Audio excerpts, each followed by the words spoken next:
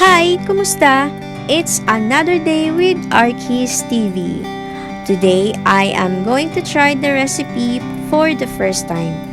For those who doesn't have oven, we will have a no-bake oatmeal cookies. Watch the video for the full recipe. Come and join me and let's get started. Here are the ingredients: all-purpose flour, instant oatmeal, brown sugar, chocolate powder, cinnamon powder, baking soda, melted margarine or salted butter, egg, vanilla extract, and raisins. Combine all the ingredients in a bowl. Let's start with dry ingredients. Sift the all-purpose flour. Add the oatmeal. Mix the ingredients. Add your baking soda.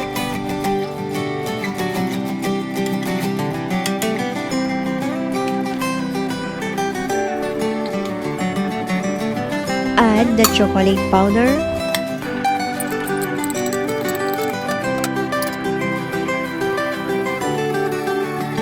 Sift and mix well.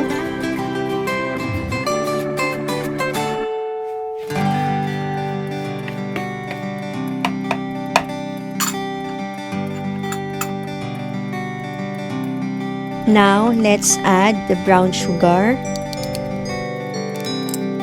You can adjust the amount of sugar depending on your desire. Add the cinnamon powder.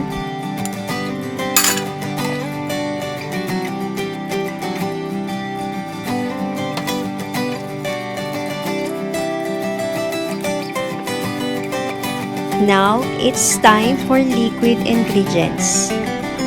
Add the melted butter, egg,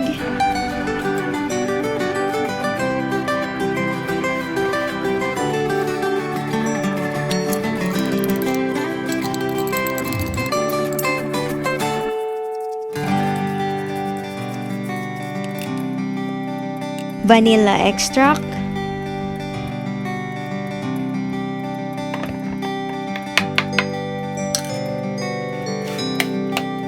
and of course, the raisins.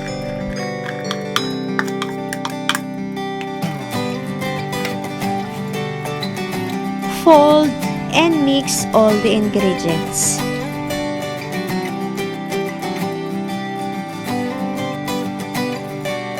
Mix until blended.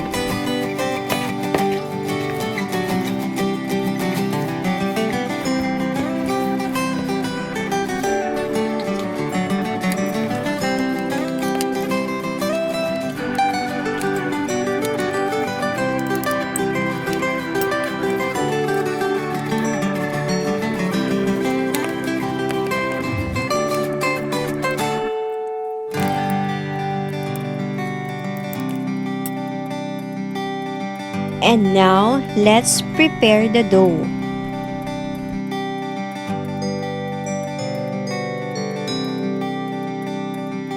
Scoop 1 tablespoon of mixture. Roll on your hands and form a ball.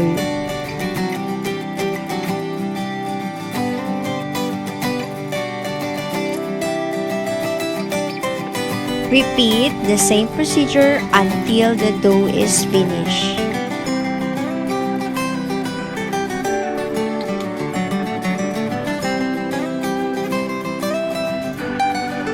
Now that we're done, It's time to heat the pan. Set the fire in low heat. Grease the pan with butter. Add and flatten the mixture.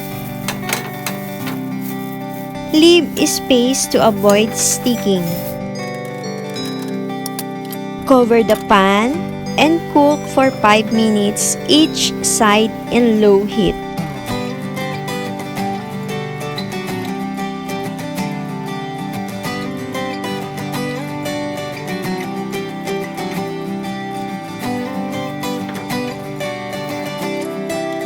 Transfer the cookies in a plate and let it cool.